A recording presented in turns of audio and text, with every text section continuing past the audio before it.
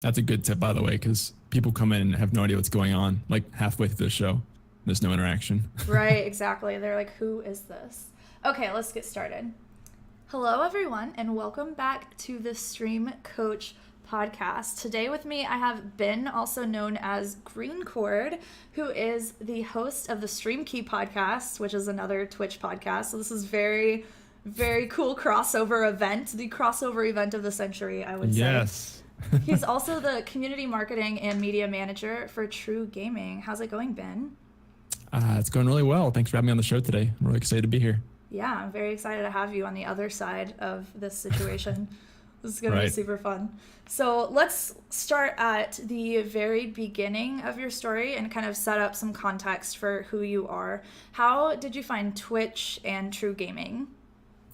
Sure, yeah. So I found Twitch. I don't know the exact year. I want to say like 2013. I found it through League of Legends when they started all their championship stuff, because that was one of the big things on Twitch when it launched. So I watched that with my brother for a couple of years. About 2015 is when I actually started streaming myself. And the reason I got into it actually is because I had a job where I would just sit at a desk for hours and hours, like probably many people here do. And I just wanted to play games. My friends were at home playing games while I was working. So I had a friend I tried to get my friend to stream because I couldn't. And it got to the point where I was so obsessed with it that I was like trying to control his stream, and he didn't even care about it as much on his end. I just really I love streaming, but I couldn't do it. So I did it through him vicariously. Eventually did get my own rig and streamed for a little bit in 2015. And then ever since joining TRUGaming, I've taken sort of a back seat with Twitch, more so to help with strategy for TRUGaming and other streamers in TRUGaming. But I haven't been part of Twitch since about 2015 actively. So that's amazing. You've been around for a while then. Yeah, on Twitch relatively a while. I had a few different channels because back in the day you couldn't change your name. So I had to make new channels when that happened. And that was, looking back, that was not a great decision, but I've been around for a minute now. So yeah, that's great. What kinds of things, I'm curious, were you trying to control about your friend's stream? So basically, he just wanted to play games, right? He didn't really care too much about streaming, but I was like, hey, if you go out there, if you stream, I can watch him at work. And so I would do that every day. And every day I'd come up with an idea like, hey, you should add this. You should add a graphic on there. I'll make you some panels or something. You can use those. You should try talking more. Like, he doesn't even care as much as he just wants to play the game, but I'm trying to like take over, and 'cause I can't stream. That's the closest thing I can get to it. So because I had like a MacBook Pro at the time, and that's just impossible. So yeah, that's awesome. Yeah. You have like a very natural just drive to improve streams, it seems like. That's so cool. Yeah, it's really fun. So let's talk about TRUGaming. What the heck is TRUGaming? And that is the question. Yeah, what do you do for them? Okay, so two questions there. The first one, what is TRUGaming? TRUGaming is a lot of things now. It's kind of changed and morphed and expanded over the past 2 years. It started 2 years ago as a game and voice server hosting company. That's primarily what it was, and it continues to be. But then when we launched shortly after that was kind of when Discord first came onto the scene and got really big. So we decided to launch a Discord, even though our business model was hosting servers for things like TeamSpeak and Ventrilo. I just love Discord, so we decided to launch it, and the Discord just blew up organically. Like, this was back in the time where you didn't even really have to do much with the Discord. If you had one, people were just interested in them. So our Discord got really big, and suddenly this whole community of people who were interested in gaming, but mostly streaming. Like, I would say 80% of the people in the Discord at that time were streamers and continue to be streamers. So over the past 2 years, it's been a process of trying to figure out how can we do something with that side of the community that doesn't care about Minecraft servers, but is obsessed with Twitch, because the people are there. We just have to find something to give them. And so recently we launched TRUStreaming, which is kind of an expansion of TRUGaming, really focused on stream coaching, kind of like what you do, but more of being a platform. And we'll probably get into that a little bit more later in the show. But really, when most people think of TRUGaming, it's the community aspect of Discord and Twitch, just being a big public gaming community, or the server hosting stuff, which eventually will just be changing to true hosting, because as you can see, it gets kind of confusing. But that's like the rough and dirty of what TRUGaming is. As far as what I do for them, So I am the marketing media community manager for them and sort of sponsorship director too. So it's a small startup company, and a lot of us just do everything. So I kind of do anything related to media. I'm the director of that. A few people under me working on graphics, and then we have a full-time in-house streamer who also I help manage. So hopefully that answers all your questions there. That's the long end of all we do here at TRUGaming. Yeah, absolutely. So do you all actually have like a brick and mortar office that Yes. you work in? Yep, that's where I am right now. We just got all the walls painted actually again in this last week, but yeah, there's many offices around. You guys can't see, but down that way, there's 2 more offices where our graphic guy and then our full-time streamer work. So That's yep, awesome. real office.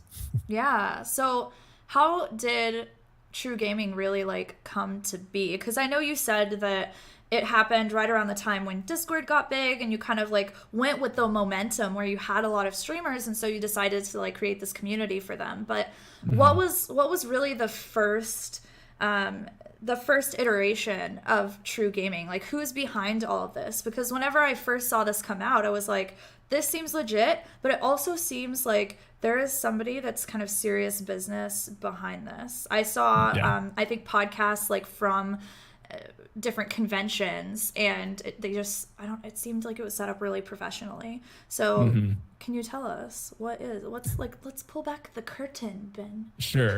Yeah. So I joined TRUGaming in 2016 as I got hired on full-time salaried worker to be the media manager for TRUGaming. At the time, there was, I guess, 2 people in the company. The CEO, who is the elusive Stone Equation. He's rarely in the Discord. He's just a very busy guy, but he is the big boss of TRUGaming. He's the one who founded it with his partner, Operations, he's the COO. And it started actually way back in the day. Like, I don't even know this part because this is before I came on, but it started as like an Arma 3 community. Eventually, they wanted to create their own servers because they didn't like dealing with really bad server companies. So that's how TRUGaming initially formed, was they just wanted it to be an actual business for hosting servers. And then since then, it's really changed a lot in terms of like who's been interested in the product, what kind of things we offer people. So, but to answer that, Stone Equation is sort of the guy behind all the magic, which Ben Zucker, another Ben here, he's the CEO of everything going on here. And so, yeah, we do go to conventions, like you said. We go there and rep both the streaming side and then the hosting side of things. And a lot of times we do live shows like podcasts or live streaming from those conventions. So yeah, and you do a lot of sponsorships too. I feel like on Twitter I always see you guys go through these phases where you announce who the new sponsored streamers are. So what does that actually mean? Like, what are the benefits of a TRUGaming sponsorship? Sure. Yeah, so sponsorship has really been, again, a lot of this stuff was experimental in 2016 when everything just kind of took off, and we thought, what can we do with all this? How can we make some cool opportunities? And I just love the idea of sponsoring streamers. So we started with that with a very simple version of sponsorship. Ended up sponsoring 6 streamers on Twitch, and the focus of them tended to be like smaller streamers. So like, think back in the day it was very small, like 10 concurrent viewers or something. Since then it's changed and morphed, but the general gist of it is having sponsorship with TRUGaming is more of like a close relationship than the traditional sponsorship. You think of a lot of sponsorships and they involve very big content creators, usually just slapping a logo on the content creator's work, or whether it's a panel or an intro or whatever. And usually the person that's sponsoring the content creator is sort of just counting on feeding off that creator's audience. Wouldn't you think that's usually sort of the traditional sponsorship path? Yeah, absolutely. Sure. So then this sponsorship is more of like a one-on-one give and take sponsorship. So we don't just give you a logo and then expect you to make sales for our product or whatever. We're very much involved in helping those people grow as well. And so that's why we like to work with some smaller streamers. And now we are working with bigger ones nowadays, but our passion is really helping smaller, promising streamers grow on Twitch, however, or Mixer or YouTube, however that we can best do that. So that has looked like traditional stuff, which is you get free gear, servers, social media shout outs, features in Discord, etc. But then a lot of other cool things too. So we'll give you like event support. If you have something going on, we'll help you support that. Let me pull my notes here because there's a lot of stuff. The core of the sponsorship program is we're always changing it to be however we can best help those people. So it's really like you get what you make of it. We have some streamers who are very involved and talk every day in our Discord. We're always in those streams, they're in our streams, and it's more of like a mutual growth. And then we have some streamers who are sponsored who are kind of in and out and passerbys in the Discord, or we rarely see them, and that's more the traditional sponsorship. With the idea there is if you want to be more involved in TRUGaming, you can, and we'll try our best to help you grow that more. But if you just want to be like a traditional sponsorship, and that path is available to you if you want to go in that way. So yeah, some of the like the nitty gritty things we give sponsorships is you get to be on podcasts like Stream Key, of course. Some other ones like True Talk, and we just launched like 2 new podcasts in the past week. So you get priority for that. So you get to come to events like you saw with the streams. TwitchCon, we took a couple people to last year. We do custom branded gear. This was before Streamlabs launched their whole thing like a couple months ago. So you can have your own branded gear with stuff anywhere on the shirt. So again, this stuff, it kind of changes every round, but however we can best help the streamer, we're always open to ideas, and really trying to make sure that those people we see on Twitch, we think they will be partnered one day or have the potential to really take Twitch full time in some capacity. So we're just trying to help them get there, essentially. So a potential partner, that's really interesting to me. So you guys see that potential in them, but what does that actually look like? Sure. So it's a couple things. One is that the person really wants to be a partner or wants to take Twitch full time. Like I said there, if they had the choice to, they would absolutely love to make this like their full-time job, do nothing but Twitch. So in that sense, they're serious. But then the other side of it is it realistic? Do they have some promising talent? Like, of course, are they entertaining? That's the most important thing. But B, like, are they a good person to be sponsored? Of course, you have to kind of vet people to see if they're a good match for the company, because at the end of the day, they're still a company representative in some sense. And basically just find people who maybe don't have the time on Twitch in terms of like how long they've been on the platform, or for whatever reason, they've got something that's blocking them from getting there.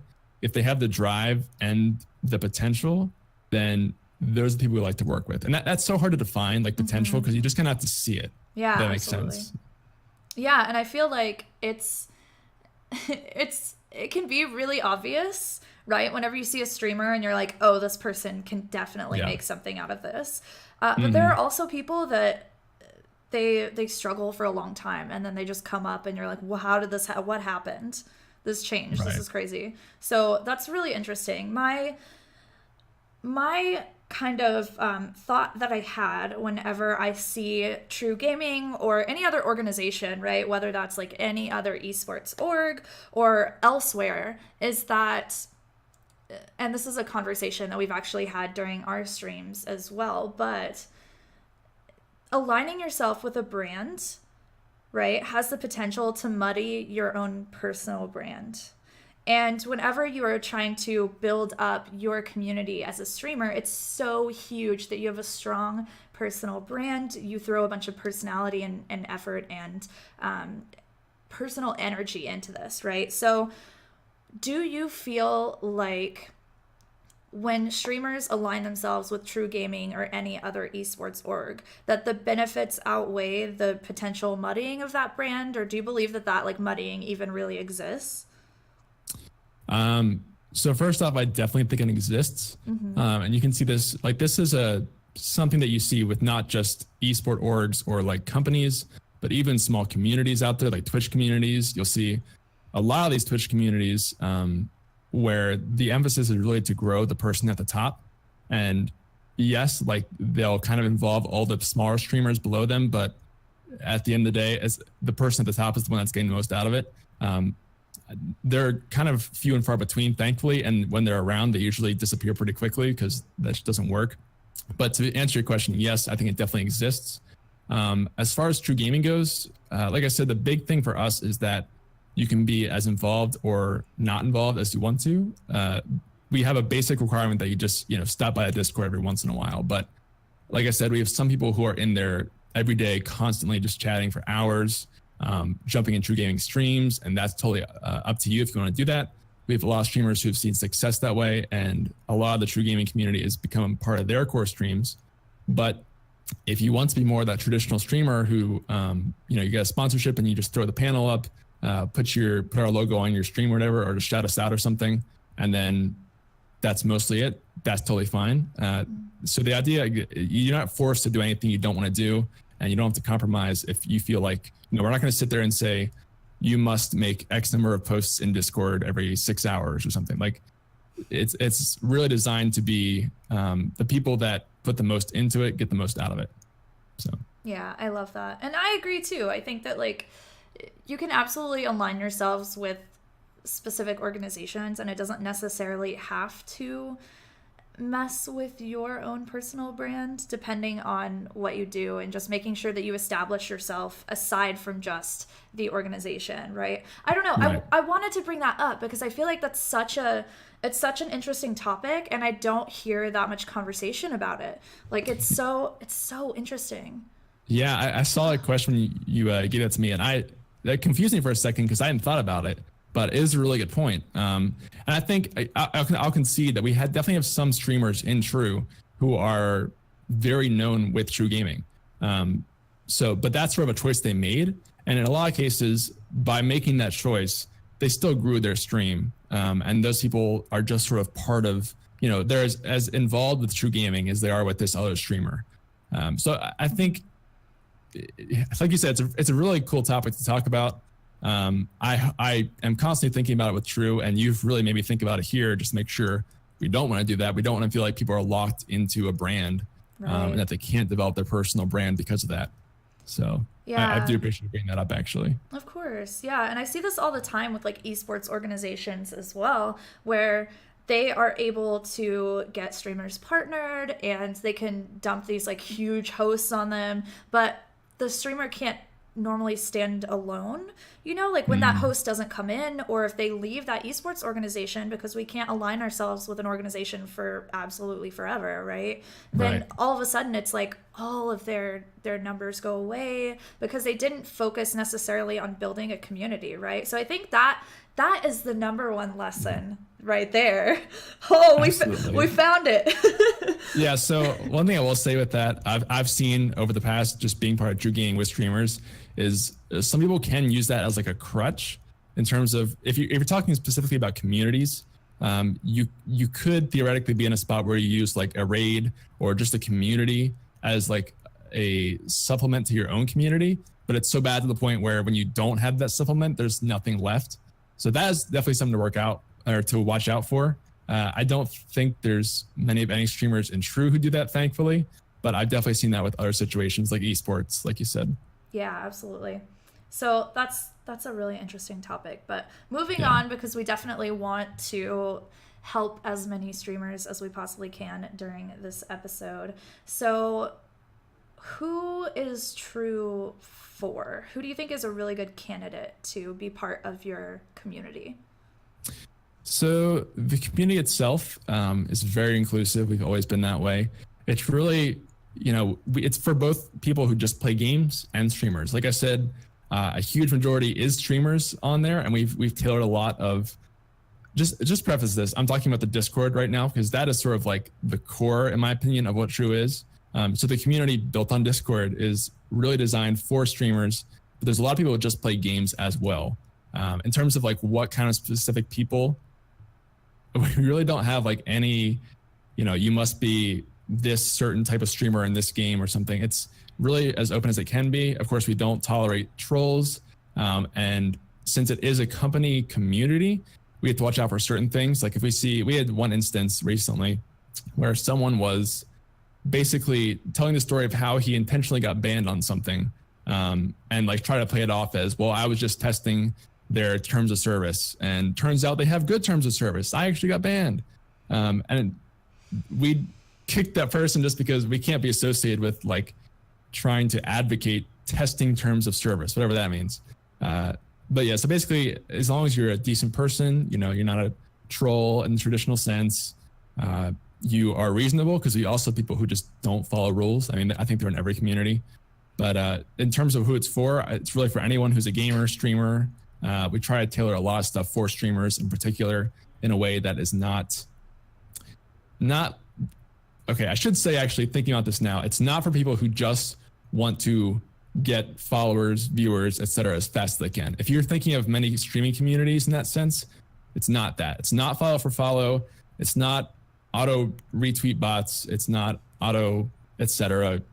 It's really like, we give you a platform to talk with other people, and there are a lot of people on there, but you have to put the work in if you want to grow your stream. If you're a streamer, or if you're a gamer, you're the person who has to create that. And if you want to play games with people, you can't just expect to be able to play stuff instantly. You have to make those connections. So yes, that's such a huge part of this. It's like, newsflash, what? Am I about to drop like the biggest knowledge bomb ever?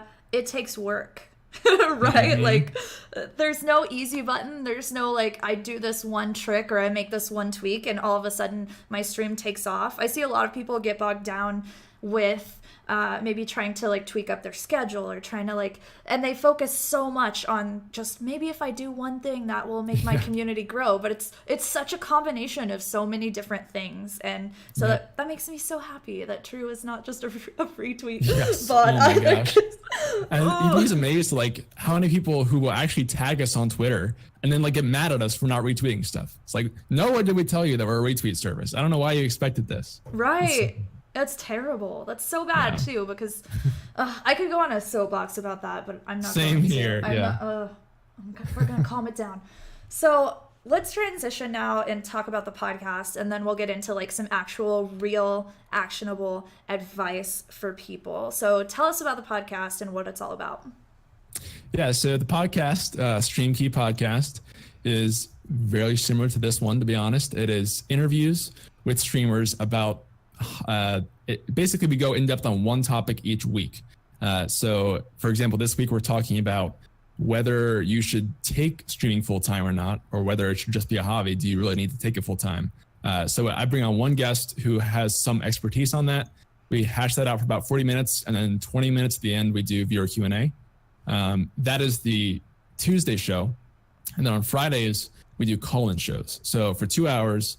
You can call in via Discord and be on the show, or just submit via chat with whatever topic you'd like to bring up. And there's 3 of us on there at that time, kind of like a hotline type episode where sometimes it's not a direct question as much as like a topic, and we just debate back and forth, because there's no right or wrong way to do streaming really, but it's cool to get different perspectives on that. And so we've been doing that for about, I think like last September actually, or maybe it's been about a year and a half now actually, but yeah, it's up to 45 episodes as of yesterday. So killing it. So if you're listening to this in podcast form right now and you have not seen the StreamKey podcast, make sure that you go over and subscribe to it on your podcast players. Where is it located? Pretty much everywhere that this is located, I'm guessing. So yeah, iTunes, Spotify. We're actually not on SoundCloud because I just don't want to pay for that storage fee. Same. But Stitcher, finally got on Anchor a little bit. I'm kind of inconsistent with that one, but yeah, Twitch, YouTube, everything you can think of, Pocket Casts, everything. Awesome. And if anyone in chat that is watching the live show of this wants to drop the link for the podcast, feel free to do so. Oh, speaking of which, I just want to mention that Ash is going to actually be on the StreamKey podcast in a couple of weeks too. So again, crossover series, we're doing like a cross-pollinating thing.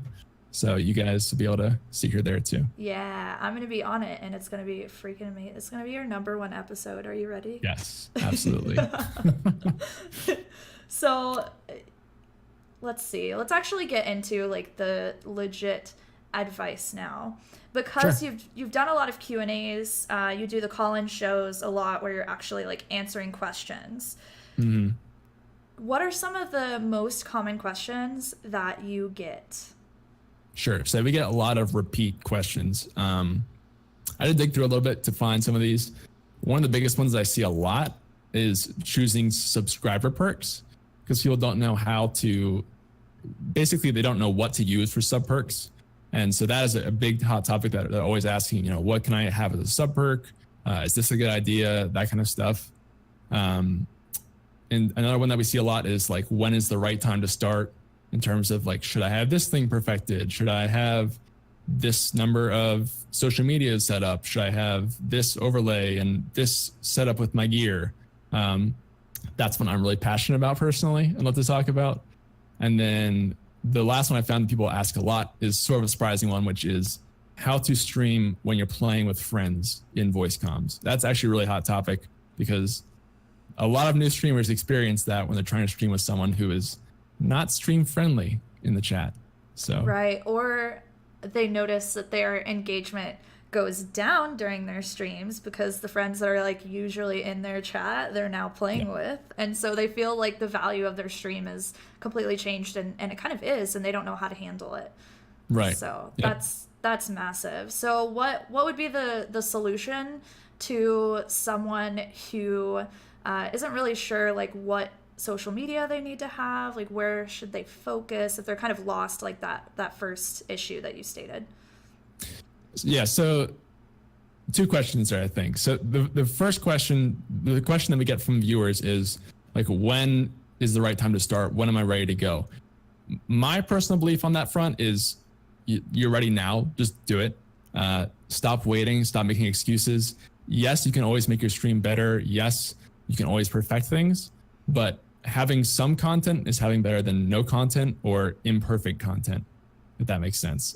I'm just a really big advocate of that because that's actually kind of blocked me in the past before, is letting like the fear of having everything perfect or not having everything perfect, I guess, stop you from making anything at all. That I get passionate about. In terms of like social media themselves, I think that's a separate question, but Twitter, I think, is the big one to have if you're going to start streaming. Absolutely. So. I really agree with that mindset too, right? Like I feel since this change where I streamed for so long and didn't really resonate with anyone, the mindset between that person and who I am now and what I'm doing now is completely different. Like it's such a massive part of your success on Twitch and content creation and life in general, right? Is the mindset that you have for your experience. Like you're going to create your reality based on your own thoughts.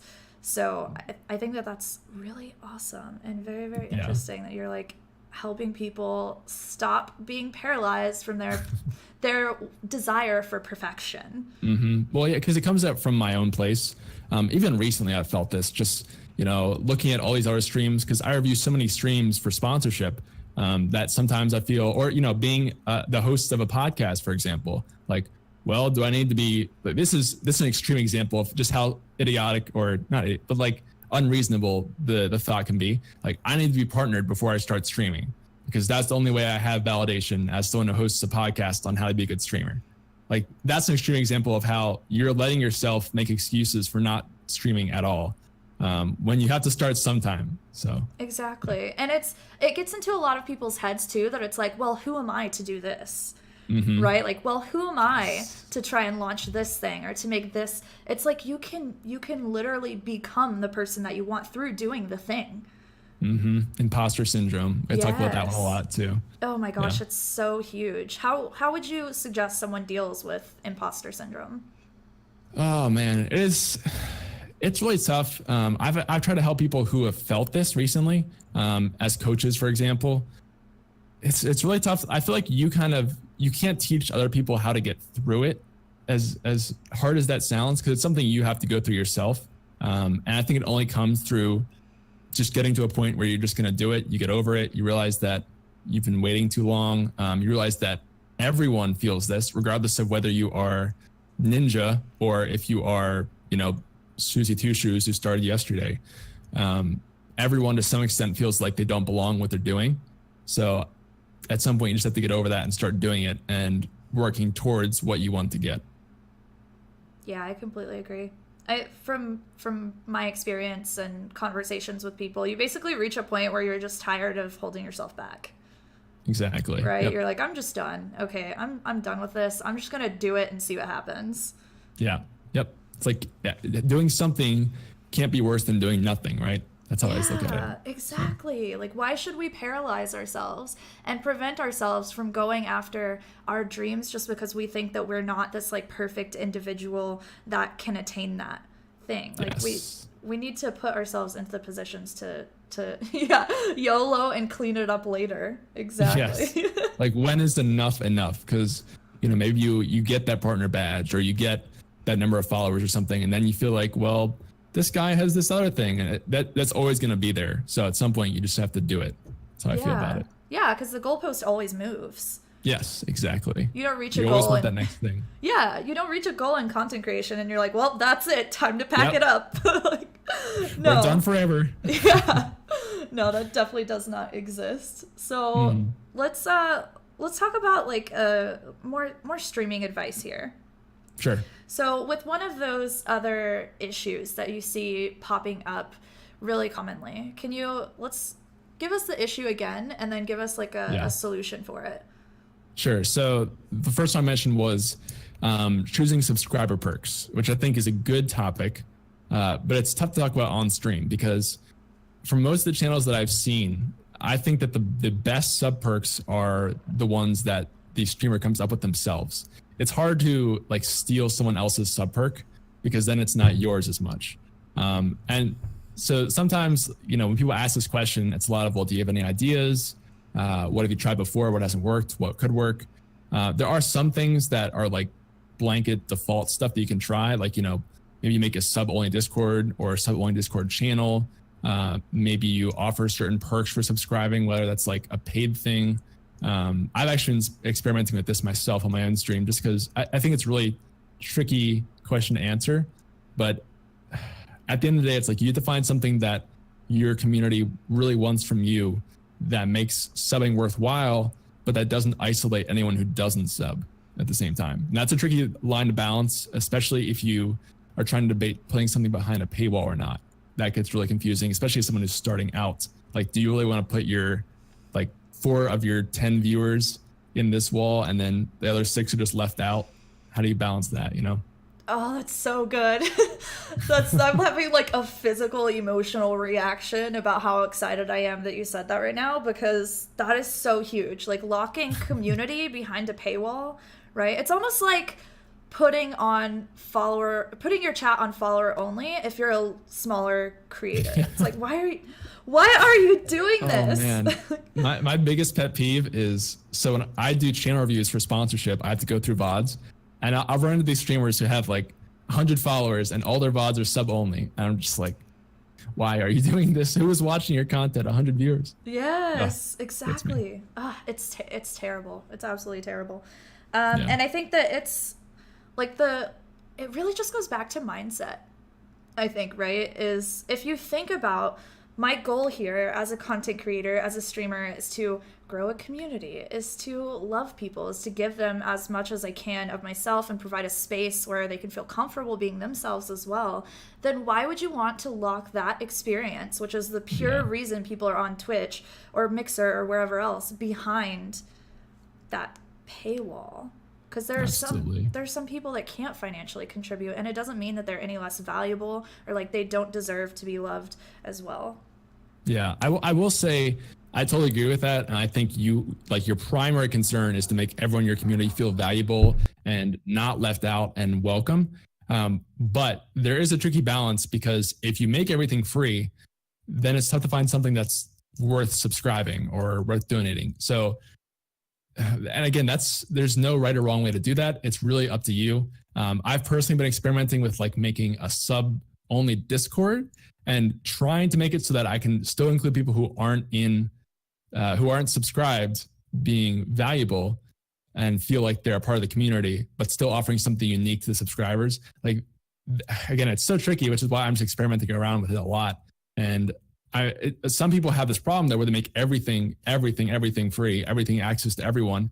And then subscribing really has no perk other than just supporting the streamer, which is fine. And that works for a lot of people. But some people do want to try and find ways to make subscribing like more of you get a product or you get something back for that thing that you're paying for. So. Yeah, absolutely. Which there's nothing wrong with that either. Like there's this, you can incentivize people to subscribe to you, but I also think a big part of it is that people love you as a person, like more than any other content creation platform. And you might have noticed this as well. I've seen that people on Twitch, right? Viewers on Twitch, streamers on Twitch really want to throw down for the people that they love and for the community aspect. Like it's so much more than YouTube or other content creation platforms. So it's crazy. It's crazy. There's something like the community aspect of Twitch is just so amazing. I mean, that's what the entire platform just lives on. And the live interaction, I think that's the biggest piece, because like you can follow someone on Twitter, you can subscribe on YouTube, etc. The live interaction is just so much more powerful, though. Seeing the reaction of the person that you're supporting in real time, I think that's why there's so much more happening here. Yeah, I completely agree. You have some love in the chat right now from Angry. Oh, yeah? Angry said that you work your butt off, and that's why everyone loves you and respects you. So I wanna ask you this question: why do you personally feel so passionate about TRU's mission? Sure. Yeah, this is a great question. Basically, so I came in again to TRU in 2016, which is before we launched basically everything. Everything was in beta planning.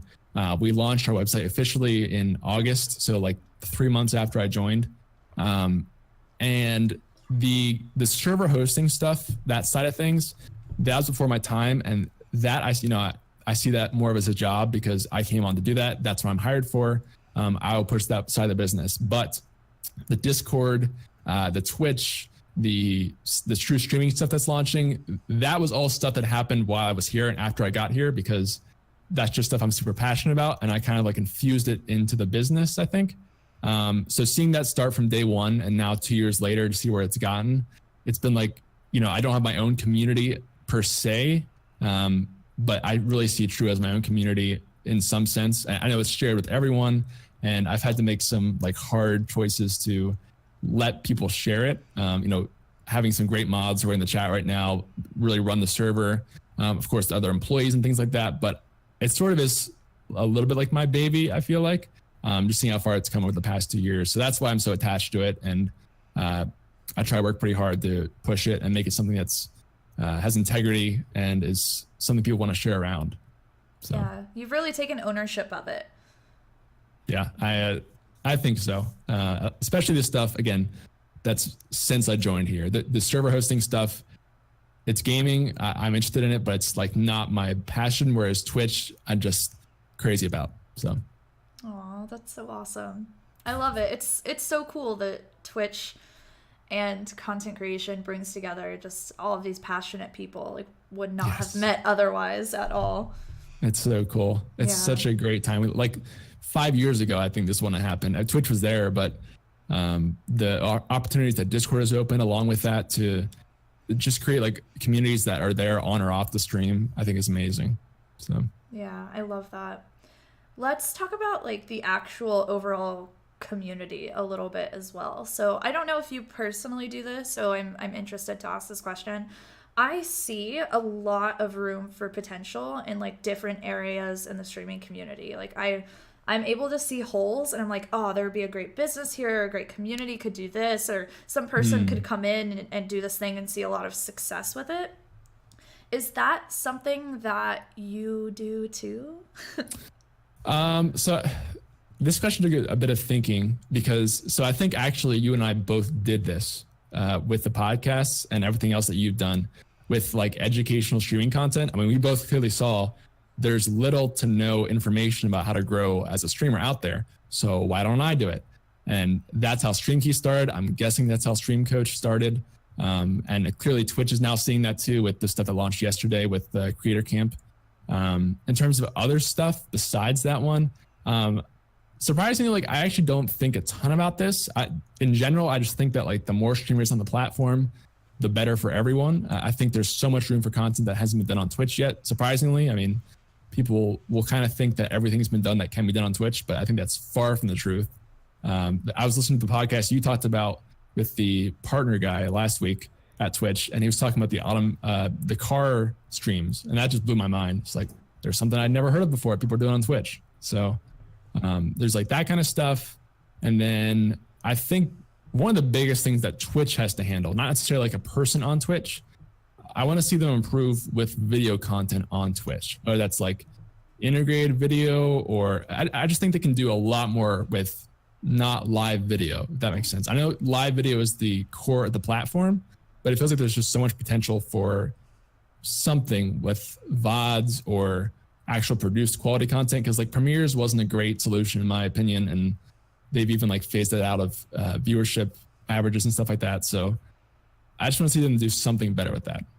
Yeah, there is a lot of potential there. So guys, be using like your tags, right? Be using your tags on your uploaded videos, because you never know when we're gonna have like searchable content for VODs like that, like YouTube does. And did you see, Ben, that YouTube just came out with Premieres as well?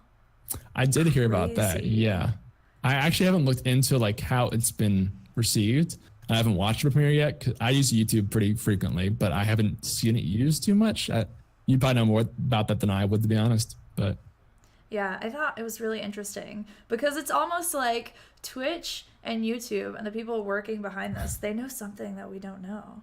Like they see a problem that I don't really see, like for Twitch, that Premieres are super necessary. Maybe more on YouTube it would work, but it's interesting. Yeah, I think it does have more potential on YouTube, just because that is the format of the platform. That's what they do there.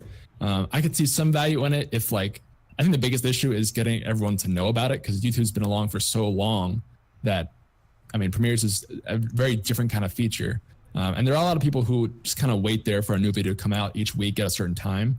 So I could see them wanting to be a part of the premiere, and like, I saw this video when it came out the first time. Like, I could imagine some big YouTube creators where that would be a thing. But the biggest thing is just getting it out to people and seeing if they can actually market it first.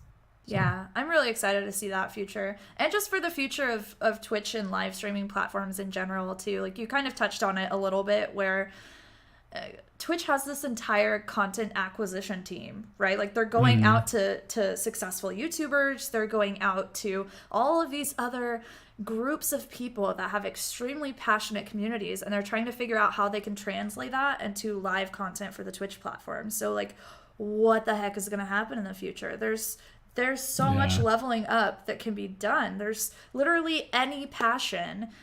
I have people coming to me all the time saying that they want to start live streaming writing content, but they're like, I don't know how to do this, but I'm so passionate about writing.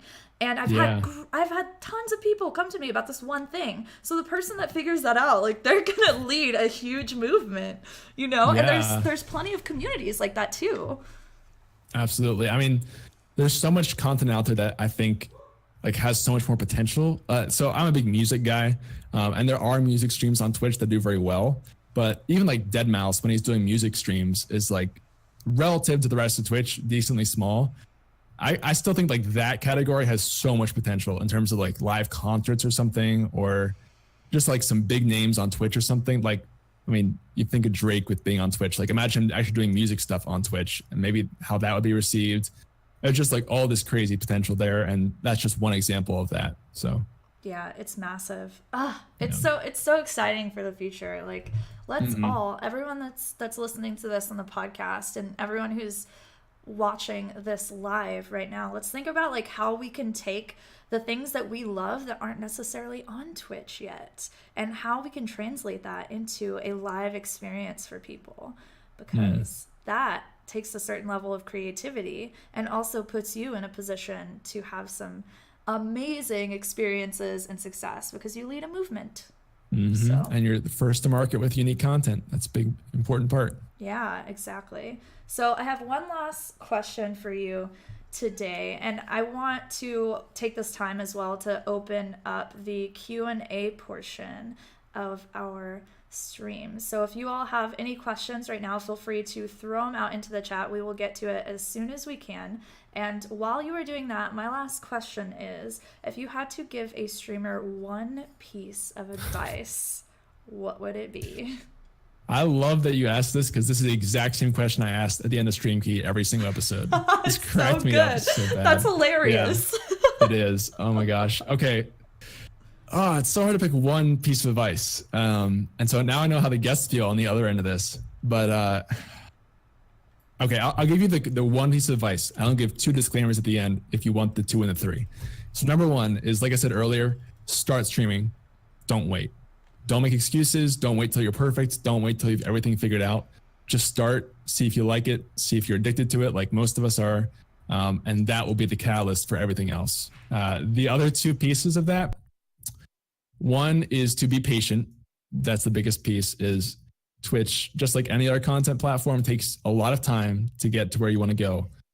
So definitely give it that amount of time, like in a certain day, streaming for hours and hours, and then over months and years waiting for yourself to get there. Third would just be experiment, try new things, shake it up a little bit. Don't do the same thing over and over. But biggest piece of advice, just start stream today. It's so good. It's so good. Way too many people get paralyzed, so I absolutely love that. So feel free to throw those questions down in chat. I think I saw one that was like, if TrueFam and YamFam joined together and took over the world together, and we had this like amazing moment of world domination, what would our name be? You mean when that happens? Because that's definitely going to happen. Yes, absolutely. Oh man, TrueFam or something? Something like that. True Yams. True, yeah, put a Y in TrueFam. I don't know, something like that. TrueFam. Sure. I love it. So good. That's great. My entire life and career. Aw. Oh, don't compare yourself to others. You can't compare yourself today to someone that has been streaming for years. Yeah. Don't compare your blooper reel to someone else's highlight reel. Yeah. And that's, I mean, what he said there is exactly the core of why you should start today, because you're always going to be comparing yourself on Twitch and always going to be looking at someone who's doing it better than you. Like, I guarantee you, Ninja's doing this. At the top, the guy who is the top of Twitch is still comparing himself to other people who, whether they're not on Twitch or something, but they're pulling more viewers than he is. They're getting more attention than he is. It's always not going to be enough. So don't wait and just start. Yes, it's so good. And you never know. I think one of the massive problems that I've seen is that people like plan out this entire, okay, well, this is what my community name is going to be. This is when I'm going to stream. This is what content I'm going to, like, they plan out everything to this freaking T, and they think like this is going to be my value. But then they start and they do it for a while and nobody cares. But it's like, you don't know what people are going to care about until you just start the process. So just start and you're going to figure it out. Work on that consistency first. The quality is going to come with time. Yes. The other piece of that too, I don't remember where I heard this study or something, but if you have a goal for yourself and you tell it to everyone else, that you say, hey, like, I'm going to start streaming on this day, or I'm going to be a great streamer in this category. That actually reduces the chance that happens, because you get like a little bit of a high off of telling people that you're something. Like if you're a marathon runner, like, hey, I'm going to run a marathon in December. And then December comes around and you told everyone you're not going to run you're going to run a marathon, and you never do. So don't go telling everyone you're going to do something ahead of time. It'll actually backfire. It's so true. I've seen that too. I think that was done by some like Ivy League school. Yeah, I don't remember the study. Yeah, I can't remember who it was, but yeah, it's super interesting. So it's really interesting. We have a question that was, how do you build a community when you're in a community? What point can you say you're 6 friends and wait, what? Hang on, Catherine, can you reword this? Catherine said, I think, how do you build a community when you're in a community? What point can you say you're 6 friends and always come into your stream, or do you need to have that 20 to 30 community? I'm a little confused by this question. Yeah. I guess basically, like, when can you qualify yourself as having a community is what I'm guessing. Yeah, that's what I think too. Yeah. If that's the question, I don't think there's a magic number. I think you can have a community of 3 if you want to, or 6,000. I want to see what her follow-up is to that though, before I get too into that. I agree. So. What was Ash asked, what are some off-stream things you can do to grow your community? Like your top 3 suggestions. So, social media, I think, is the best way. Of course, Twitch doesn't have great tools. I mean, they have the Twitch app, but I kind of see the Twitch app as a meme at this point. I mean, people probably use it. I I'm a big Discord fanboy. I think Discord is the best way to interact with your fans if they use Discord. The biggest piece is finding out like people like their platforms that they like. For us, a lot of us here like Twitch, and we're going to be here on Twitch forever. Some people on Mixer are super attached to that one. So A is trying to make sure you don't create friction for people to move between platforms they don't want to be on. So with that qualifier, I'd say Discord is my favorite because it's just so many tools for building community, having a chat there. Twitter is just, I think, essential for any good streamer. It's so pervasive that I think most people are on there anyway. And it's good for just interacting with people beside, like, not even talking about going live tweets or anything, but just commenting on what's happening with your viewers, stuff like that. And then third one, those are my big two. I think third, I would say maybe Instagram. For myself, it's Instagram right now. I've been trying to grow that recently. I just think Instagram is such a promising platform, like even more than Facebook at this point, for streamers in particular. There's so many cool pictures you can use, clips you can use, interacting with people, getting to see behind people's lives. Like, you see your viewer screens every day, but then like, what do they actually look like in real life? Or what are they doing with their lives? How can be a part of that? So that'd be my biggest three in terms of like Discord, Twitter, Instagram in that order. Yeah, those are really good. Social media is just... Yeah. It's just so massive. There's so many of them. That's the problem. You can't keep up on all of them. Right. So tricky. Oh my gosh. Yeah. I feel like, do you feel like we're going to get to this point in content creation, like as live streaming gets more popular and making videos gets more popular, that Twitch and Mixer and YouTube might kind of like lose their monopoly on it? And we might see like more... Maybe we'll see like a greater influx of different types of platforms. So we have to be really choosy with the places that we decide to actually create content on. So two parts there. I think we will always see more platforms coming out. There'll always be a competitor for YouTube, Twitch, like new platforms, Caffeine, for example. Like people are always going to want a piece of the pie. In terms of whether I see them losing the monopoly, I think no. I personally think Twitch will always be top dog. Like as long as they continue working and improving that they have, small qualifier, but I think Twitch will always be the number one live streaming site. I think YouTube will be the number one video site, but they've been making some weird decisions lately, so not sure about that one. But gut feeling is that YouTube and Twitch aren't going anywhere for like 50 years or something. I don't know.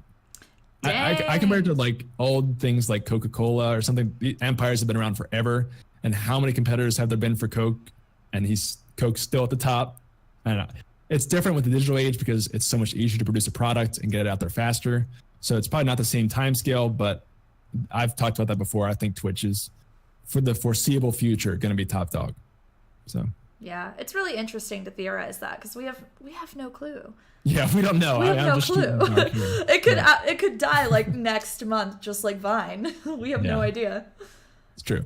Mercenary Bunny asked, what do you think common streamers are lacking to really stand out and impact more lives?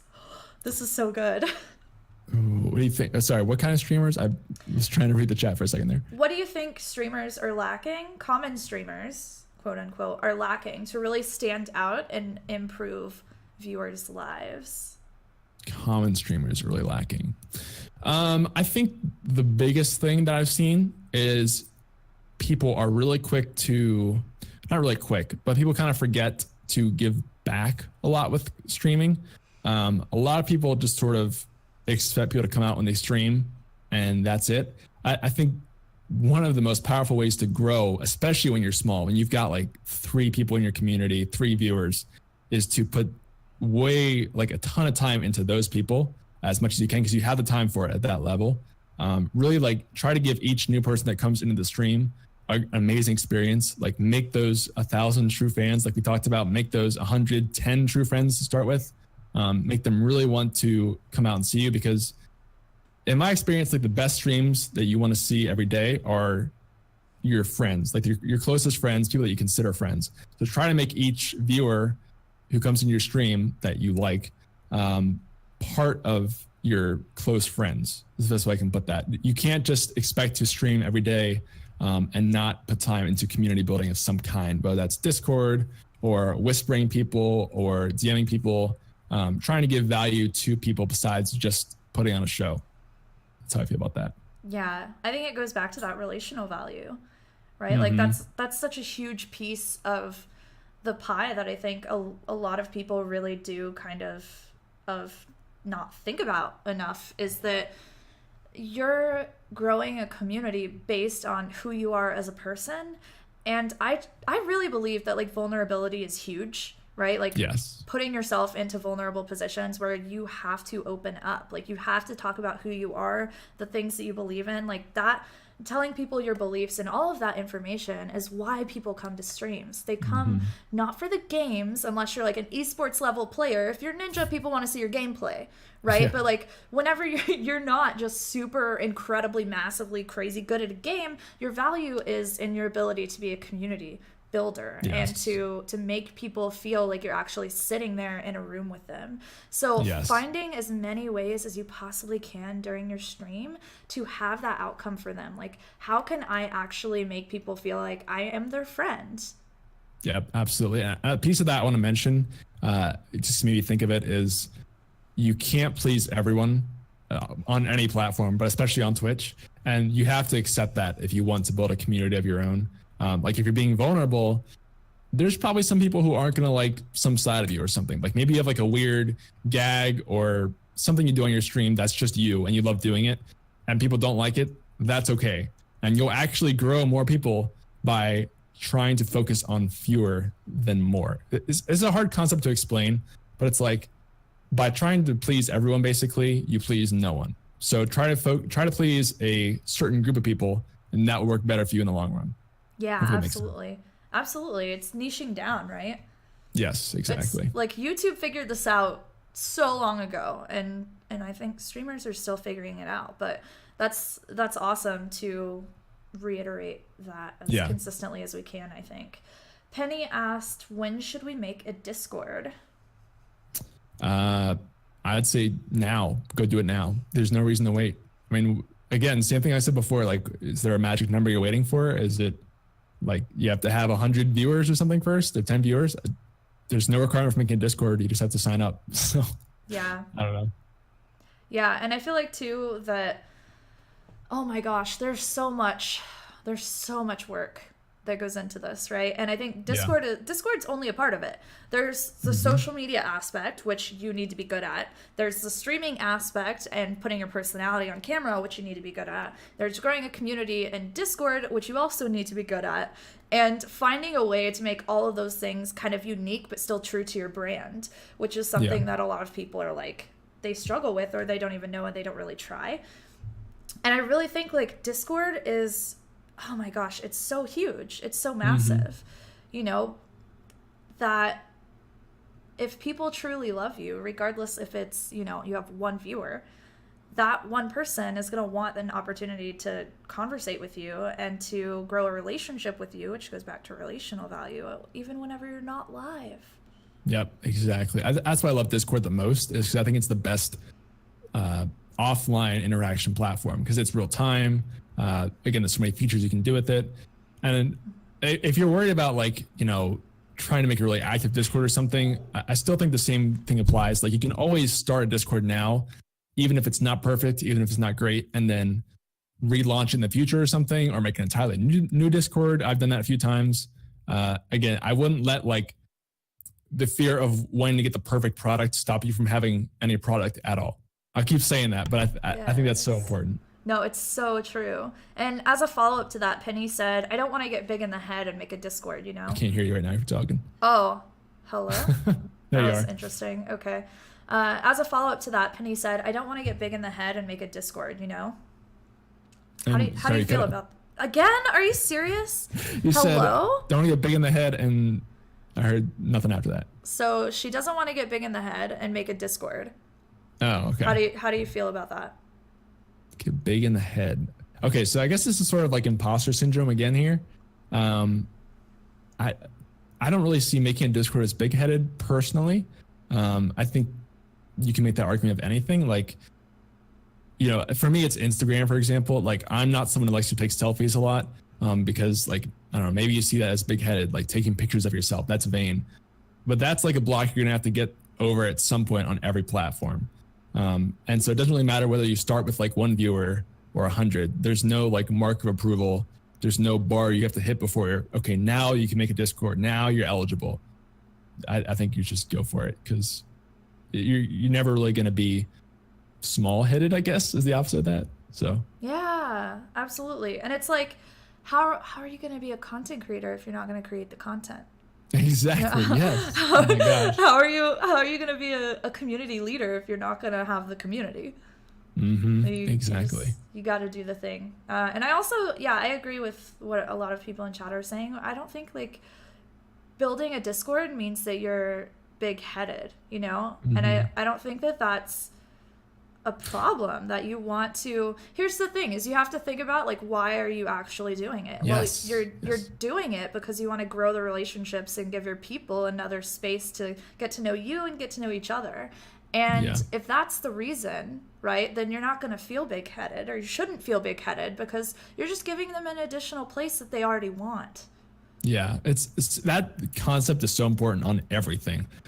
Framing why you want to do something. Like if you're worried about being big-headed on Discord, just communicate to people that like, hey guys, I'm making this Discord so that I can either interact with you guys more offline, or I can give you guys something cool to use while I'm not streaming.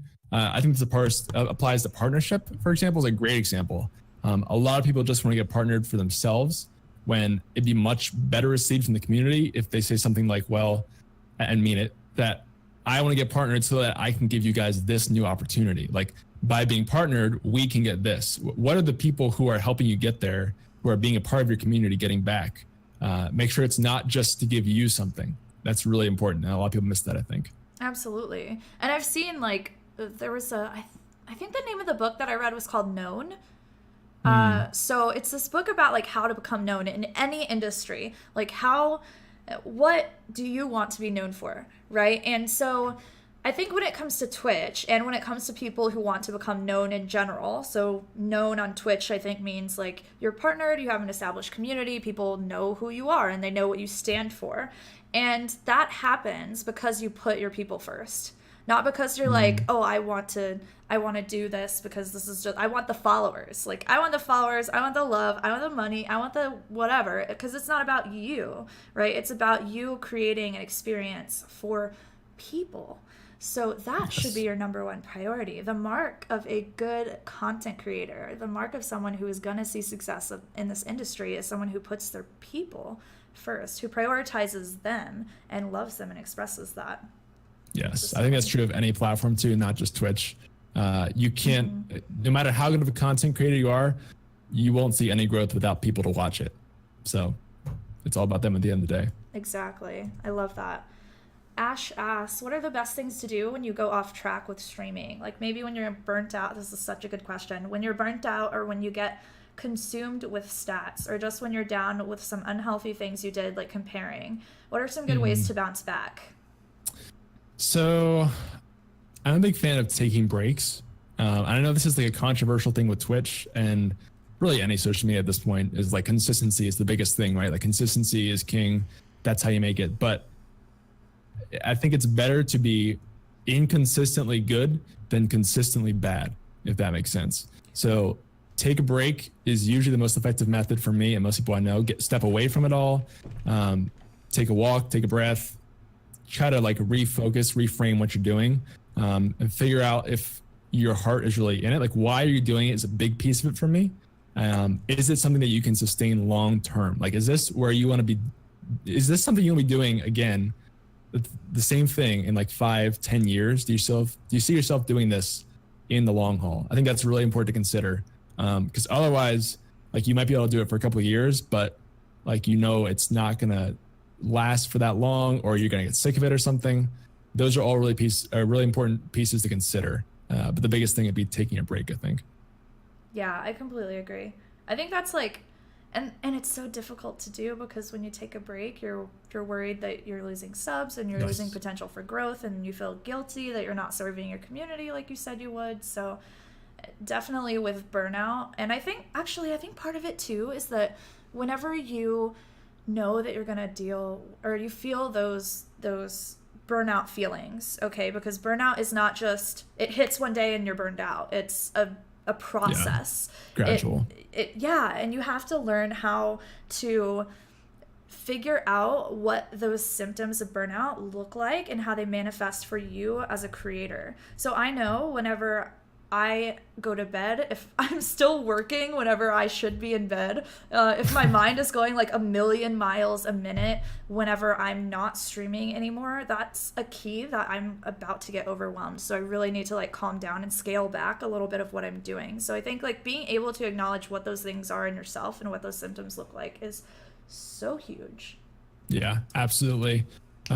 Self-evaluation is a big part of that. And having another piece is having good friends that will maybe call you out on it and like suggest it to you. Ooh, yeah. Whether you listen to that is a whole nother piece, because there's plenty of people who have friends who will call them out and they'll just ignore their friends.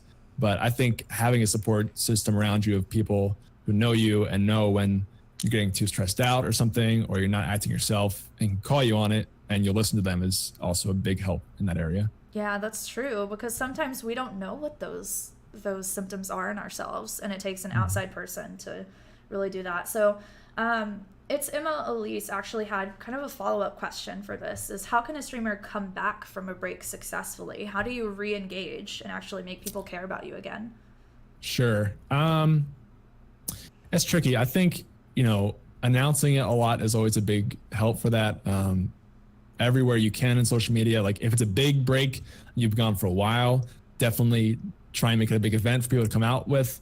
One thing that's worked really well for me, I'm a huge fan of like direct messaging one-on-one, because again, I think like at the end of the day, that is the best method of building a community.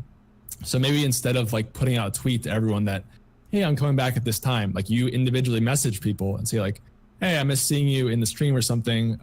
Bring up like a personal topic or something, like I hope your dog is doing okay or something. Just something to show the person that like you actually care about them, you know them, they're a good friend to you, and you would really like to see them again in the stream.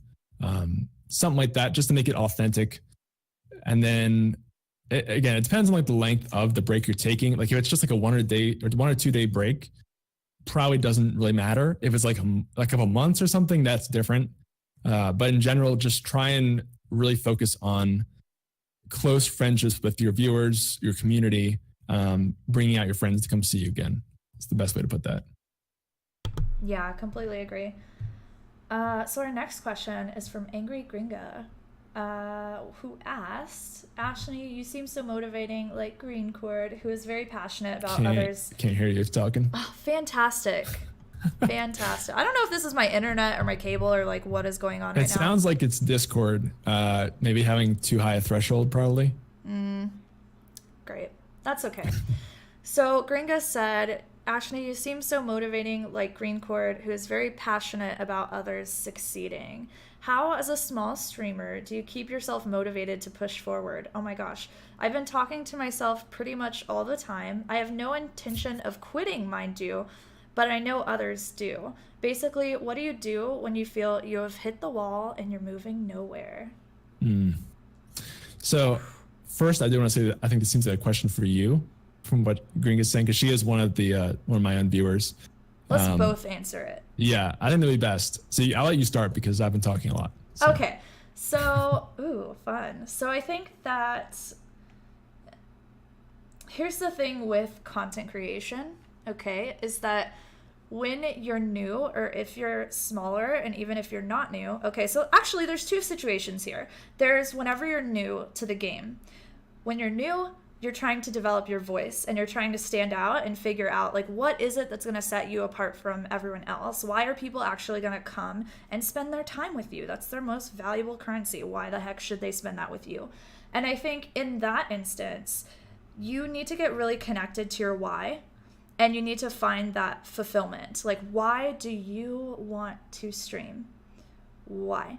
if you can't answer that, and if it's an answer that's like, well, I just want to make money, or I just want the views, or I just want like the numbers aspect of it, I think that it's okay to want those things, and that it's okay to want content to pay your bills, and that's fine. But you need to have a deeper reason than just that thing. It has to actually fulfill you. If you can't fall in love with the process as a new creator, like you finding your joy and learning to fall in love with that process is so massive, because we don't hit goals every single day. Like we don't grow a community by not truly enjoying the process of it.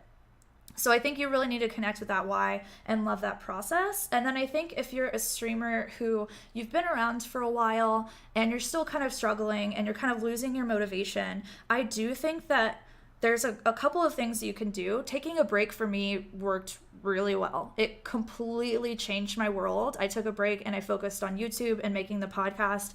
And both of those things helped me figure out what my value was and helped me find my voice. So I think if you're an experienced creator and you're not really seeing any growth and you're kind of plateauing, it might be because you're not really connected with your value. You might still not be connected with that why and that mission that you have. I'm a big believer that having a mission in content creation as a brand itself is huge. Like that is why people mobilize themselves behind you. And so taking time off to either do some exercises and discover that like deeper reason for yourself, or maybe it's just a natural stagnation, because that happens sometimes too. I think we all get really afraid when we stagnate, or when we hit a peak and we plateau and we're like, oh crap, now I'm never going to grow again. But it's actually totally normal. Like this is something that happens all the time. Is you can't just keep growing forever. Otherwise we'd all have just 1 billion viewers, and that's not the way that this works. So that is another reason why I think being really connected to the fulfillment of it and being connected to the process is so important, is because you are going to have to realize and have the mindset to accept that you are going to stagnate sometimes. You can do something like collab or get someone else on your channel, or like shake up your content somehow, or try to have an event stream, and all of those things are great, but that doesn't mean that you're never going to stagnate ever again. You have to get into the mindset of being okay with that stagnation. And like I said, finding that mission and finding your purpose, it's huge. Okay, your turn. You really hit the nail on the head on a lot of the stuff I was already thinking. The biggest thing for me that I think with motivation in particular, like you said, the why is so important. Like, why are you doing what you do? And more importantly, like, is that why going to be true 10 years from now? Is this something that is going to be true until the end of time for you, essentially? Like, I think the best motivation comes when it's just something kind of in you, like that you love to do. Whatever you're doing with content, it doesn't matter if you're doing comedy, educational stuff like this, gaming stuff. At the end of the day, you are providing value to people. And I think that tends to be like the biggest why and the biggest motivator for a lot of people. I'll talk about my own personal experience with that, is like being away from the podcast for any amount of time, seeing who my content is helping, seeing people that it makes a difference for. That I think is just incredibly motivating. Just having people who are relying on you, who count on you, and you are helping every single day through your content, whether you're making them laugh, you're helping them learn, you're helping them take their mind off something. I think that is probably the most powerful motivator, at least for me, and I think for a lot of people. So honing in on something like that, or a similar motivator that is going to drive you for years and years, I think that is the single way to stay the most motivated that you can. And like Ashni said, the different phases of that, when you're starting out, it's probably not as important to know that right away. It's probably just better to start and experiment and get a feel for streaming and everything, and figure out where you end up. And then, once you're on down the road, you're more of a veteran, you're into the process more. You might see stagnation, like Ashni said. But if that motivation for you is still true, if you're still on that course of, this is my goal, this is why I'm doing what I'm doing, this hasn't changed, I still love it, that should keep driving you forward. And you might have to take a break or something in between to refocus and get some more perspective. But I just think having your why is the most important thing for motivation consistency. Yeah, I completely agree. There need to be more more like exercises, more. And actually, you know what? I don't know if it's actually possible to just do exercises and you find the thing, because it's a combination, right? It's a combination of, Yes. of you doing that deep dive and that self-discovery, which once you find out who you truly are at your center, it makes you a much more charismatic person, I think. That's the thing, is it's so individual. Like I can sit here and tell you like what my motivation is, but it's different than everyone else. I mean, there's some version of yourself that you want to be, or something that you want to have as your mission and your purpose in life. If you can find a way to align that with your stream or your YouTube or whatever content you're making, that is how the passion and the motivation is there throughout the years. Yeah, and I think you really hit it too, which is a lot of it comes back to just how do you help people? Like, how do you help others? Who was it? There's like was it Tony Robbins or someone said that you can have your dreams, right? You can have anything that you want in life by helping other people get what they want in life. Yes, I think you have to almost. Yeah. I don't think you can get there without other people, because I mean, you know, Twitch being a prime example, you can't. If like your passion, for example, is to get to a certain point on Twitch, you can't get that with other people. And probably like if you want to have meaning in your life, it probably depends on other people somehow or something. Like those are all different kinds of ranges on the spectrum, but usually it almost always involves other people. Yeah, absolutely. Emma, we're going to get to your question in just a second. Iron Beetle TV asked, what's a good balance of consistency and new content? Cut out a little bit there, I'm not gonna lie. I'm sorry, I didn't hear the half of that. Oh, no, it's not your fault. I mean, it's my Discord or my internet's fault or something. Iron Beetle TV asked, what is a good balance of consistency and new content? Interesting. So consistency and new content. I'm a little confused about this question, because I feel like consistency can be new content, if that makes sense. Like if you're consistently putting out new content. I guess like you're talking about like doing the same thing you've always done versus coming up with new ideas is what I think you're going for. I think there's not a magic number for the right balance. If you find something that works, keep doing it until it doesn't work, is like my gut reaction to that. Because I think a lot of people don't do that. Like they'll try a lot of different things and then they won't go back to the thing that worked. Like it's important to experiment and it's important to be consistent, but if you're going to be experimenting, make sure you look at analytically what worked and then make that consistent. I think that process is something people kind of miss sometimes. So hopefully that makes sense to you. Just basically experiment, look back, see what worked, do that thing a lot more, make that consistent, and then repeat the cycle. Yeah, absolutely. And I think it's just like, I think the answer to this question is just yes. Exactly. What is a good balance of consistency and new content? Yes, because yes, you need to be consistent, and yes, you need to always be looking at ways that you can improve your stream. There should never be a time where you're like, okay, this is what I'm doing in my stream and now I don't have to work on it anymore. It's like the same as YouTube videos or social media or content anywhere else. There's not just this is it and I'm done. Okay, you always want to try to get better. You always want to like add more scenes or implement your inside jokes into your content somehow, or add, higher production value, or maybe start a podcast or do something different. And staying consistent with the fact that you're going to be innovative like that, I think is really what you're getting at, Ben, and I think such a huge part of being a content creator for the long term. Yeah, absolutely. And then just as like a disclaimer for that is to not be overwhelmed or feel like obligated to do something because you have to.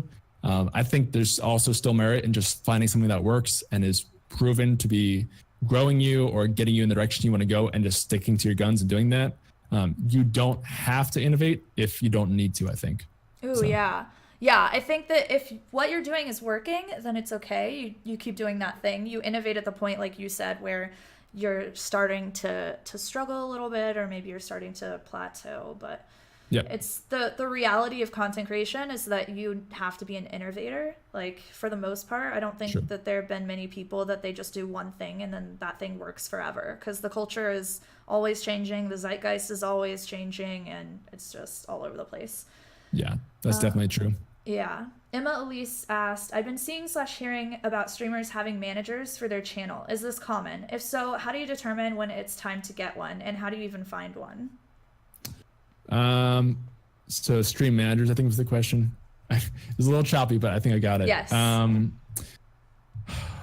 This is a really good question because I actually don't work with a lot of streamers who have managers, but I see the value in them. It's really tough because I think most managers are probably paid, ideally. They don't really do it for free. So I would say like when you can sustain it and if you find the right person, because my gut feeling is there are a lot of managers out there who won't really do anything for your stream. But if you can find the right person and you're at a place where you can afford to have a manager, I think it's a great idea because they can cover so much stuff for you that you can't do while you're streaming. So yeah. I like your water bottle, by the way. I know. I'm sorry. I didn't mean to like interrupt, No, but good. Rise and Grind in chat and like Rise and Grind water bottle. What just happened, universe? You are creeping me out.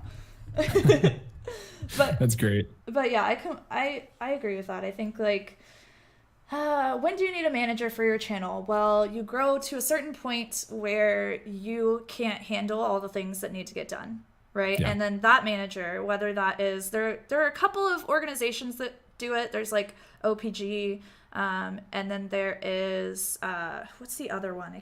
It's Havoc does it. I can't remember the name of it. It's like for smaller creators. OPG is for like the co-carnages and the massive people.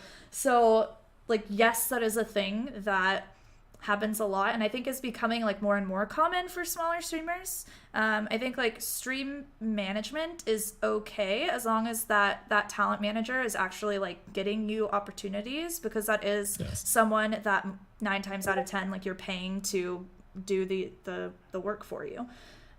So it really has to be you have to know that you're going to be invested, right? You have to know that you're financially invested in them, and you're also confident in your own ability to follow through and enact on the opportunities that person gets for you. Yeah. I think, sorry, not to interrupt you. No, you're good. Ideally, I think you should get to a point where the manager pays for themselves, if that makes sense, is the best way to put it. Or like, I think you can have a manager ideally like at any level. Like you don't really have to be overwhelmed to have one. Like that's when you really need one. But if you are at the point where you can afford to have a manager and you're not overwhelmed, that can still be helpful because they can open up new doors like you hadn't thought of, and just do things that you haven't had the time for, or again, hadn't thought of. But in general, like you said, the most important thing is that person is good at what they do. Because I think it's such a new, I guess, job, career, that there's probably very few people who are really good at it. So trying to find those people is going to be the hard part of that process. Right. And that's usually done through the grapevine, honestly. Just like, it's just meeting people and asking them if they know anyone. I would just ask Team Kitty, Emma, if you're interested in that. I know there are some women in there that have managers. And I think KMA really nailed it too, which is like, it's just delegation.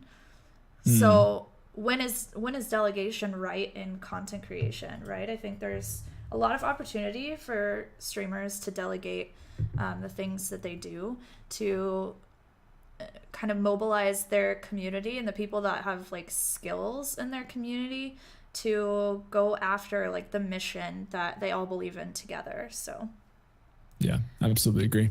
Doesn't necessarily have to be like, this is my manager, this is my talent, blah, blah, blah, you know. Yeah. Selena asked, what if you have a good stream but can't seem to get more exposure for new people when others leave and get busy from your following? After networking with so many people and using all social media platforms for so long, is there anything else you can do? So basically, like, what if you have a good stream but you can't seem to get new people and other people are leaving you? That is a tricky one. So 2 parts. One, I think like you're never at the cap on everything you can possibly be doing. Not to say that you should be like going maximum on everything you can do, but you can always put out more content, whether it's streams, YouTube, Twitter, etc. Like no one on earth is putting out all the content they can put out theoretically. So that's one half of it. The other half of it is like if you're not seeing any growth on a certain platform, maybe it's time to rethink what you're doing on there. If you've been doing it for a while and it's not working, that's a very important process of any content creator. That's just reevaluation and seeing, okay, this isn't working. How can I change it up? What should I try now? And experimenting. Yeah, absolutely.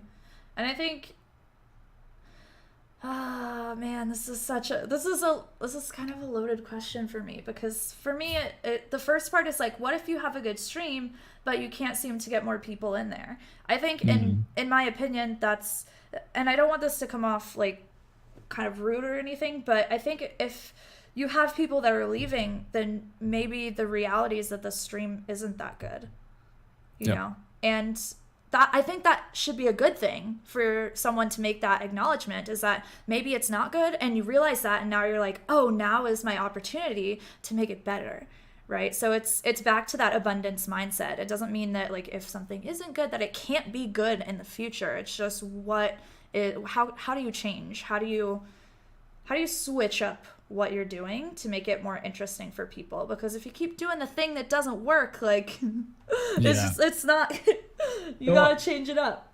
There's a couple parts to that too. Like, one, figure out again why you're doing it. Like, if you're doing it for yourself and you love what you're doing, then keep doing it, because I mean, it's all about you. But if you want to grow on Twitch, if you want to get more viewers, then you have to kind of do what the viewers want to see to some extent. So going through that process is just tricky. And, oh my gosh, yeah. Dude, that's so true. And that's such a huge reality of this, is like, you do things because the people that you love, your community, you know that they would enjoy it. Like, yes, you still get fulfillment from it as well. You still enjoy it as well. But just like I said earlier, a good community leader, like someone who becomes known for something and has like a bunch of fans and followers, they put their people first whenever it comes to content creation, at least. Maybe not in every single situation, but they put their people first. And so I think a big part of this is figuring out like figuring out just like what is it that sets you apart? How can you make your people your first priority? Yeah, really? Absolutely. You have to make that choice at some point. And it doesn't have to be like you're being a fake, you're not being you. There's a way to do it to the point where you are still doing what you want to do, just in such a way that people enjoy it, and that you're also kind of doing it for other people more than just for yourself. Again, you just have to look at why you're doing it. Like, if you just want to do something for yourself, then do whatever the heck you want. It doesn't matter what people think. But if you want to get people's attention, then you have to cater to the people. Yeah. And Selena said a lot of them are getting jobs and all this. And I'm like, great, we got people getting off Twitch and moving on with life. And I think your perspective there should be like, that's awesome. Good for them. Like, they're pursuing the thing that makes them happy. And I think that like we should focus more on how we can help other people be happy in their lives, regardless of if we're a part of it or not. You know, it's okay. You're not going to keep the same people, or the people that are in YamFam and in TrueFam right now may not be here in a year. Yes. Like they probably won't. In fact, a lot of creators, when you sit down and actually talk to them, like within a year, their entire community is different. There are very few people who hang around for years and years and years. It does happen, but not to the scale of how many people switch out. This is a normal process, okay? Is that you're going to get people in and you're going to have people filter out. And so getting comfortable with that is huge. And I think because here's the thing, Selena, is to me it seems like your community is really based on kind of like friendships, and not necessarily on it being an actual like community space, you know, which is it's weird to make this distinction, like, oh, I have like 15 people who are here all the time and they're not actually my community. I mean, they are, but you have to find a way to like get more people into your space, I guess, is how can you reiterate and innovate and get more people there. That's always a part of the process for content creation. Yeah, totally. Emma Elise said, do you have tips for variety streamers? It's hard to maintain the viewership consistently since not everyone likes all the things. How do you make being a variety streamer work? Oh my gosh. I'm sure you get this question a lot too with your stuff. I mean, this is the constant struggle, single versus variety gaming. Basically, you have to find, if your game isn't consistent on your stream, then what is? find something else to be consistent across games. And that could be your personality. That can be things that you do for your community across every game. But basically, no matter what content creator you are, you're going to be known for something. So figuring out what you want to be known for and making that consistent is the important part. So I like to look at like some big streamers usually, like Tim the Tatman, for example, has kind of historically been variety. He jumps around with a lot of games, but everyone comes out to watch him because he has a very distinct personality that's the same across every game he plays. So even though like it's somewhat influenced by the games he played, that consistency is important, and it's why people keep watching him through all these games over the years.